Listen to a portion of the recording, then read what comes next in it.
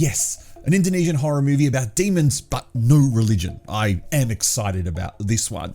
I am the Artie Dans. Welcome to Shockmania. This is our review of Mad of Madness. First, let's check out what this film's about. Located deep in the jungles is a diamond mine where a demon with red eyes prowls for sacrifices. Jarrett, a poor labourer working at the rock mine next door, goes missing one night after trespassing on its land. His wife Ambar desperately searches for him and takes up a job at the mine he worked at in order to find her husband, but what she ends up finding is much worse than she expected.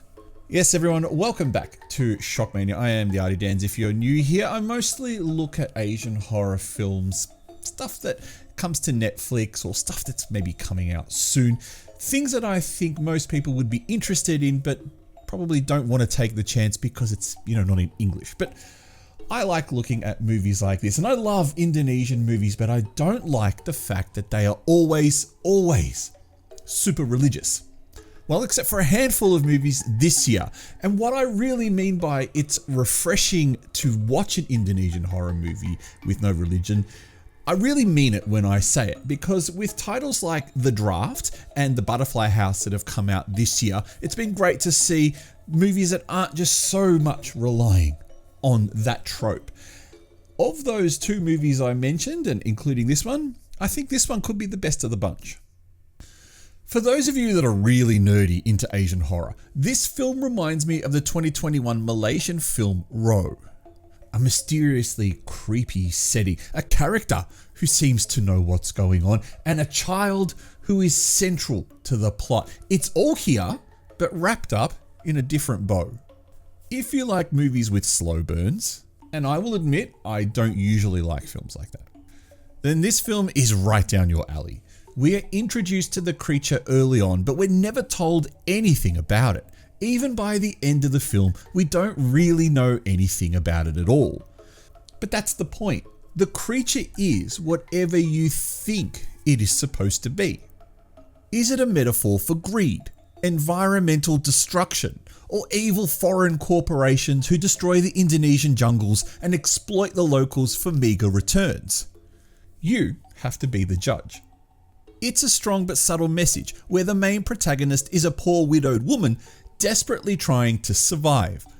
The movie is extremely gloomy, grey, and full of dread. It's not a dreadful movie, as is the idiosyncrasies of the English language, but it is certainly a movie that has no real happy moments in it. Not even the ending is happy. It just brings a sense of relief that Ambar's scenario is finally over. But there's no winner here. However, I am in two minds about the ending. Without going into spoiler territory, the movie's finale turns into a supernatural possession-style film, complete with a scene that feels out of place for a movie that appears to be grounded in some kind of reality. Again, the final scenes of the movie are indeed a metaphor. Remove one obstacle and a more powerful one will take its place. So be prepared for the movie to deliver one last message before the end credits roll. On a technical note, there isn't too much to dislike about this movie except for the abundance of the use of digital blood spray effects in the final scenes. It's noticeable and very jarring to see blood sprays that disappear in the air as if you're playing one of the first Mortal Kombat video games. It's also a deliberately drab looking film. Even the jungle doesn't look lush or green, but more of an uninviting brown and a dark green colour. But once you realise that the only vibrancy in the film is from fire and the role that fire plays, you'll understand why this artistic choice was made. I actually really like this film. I didn't love it, but I really liked it. It was enough to keep me glued for 90 minutes. So, using my patent pending ghost rating, which stands for great horror or stupid trash, I will give this 3 ghosts. Now, you might be thinking 3 ghosts makes it a good film, and that's what it is. It is a good film. It's a good film where it doesn't focus on religion. It just shows the trials and tribulations of a person in Indonesia or a family in Indonesia living in poverty who essentially have to rely on the richer people around them to get what they want. Whereas the rich people kind of do whatever they want to the poor people. And you see that in the film. And there are quite some uncomfortable scenes in the film when you realize how the poor people are getting exploited. And again, I think that's part of the message of the film. It's not subtle at all, but if you're just looking for a horror film, you might not pick it up. I think this is something a bit different and something that I think you should watch. Like I said, just be prepared that it is a slow burn film.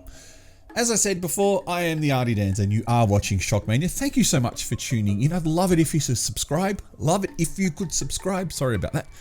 Like the video, all that other jazz. There is a Discord where some of us join in and have a chat. Specifically, if you really like Indonesian horror movies, the Discord's a great place to start learning more about them and maybe even discovering and finding some movies or two.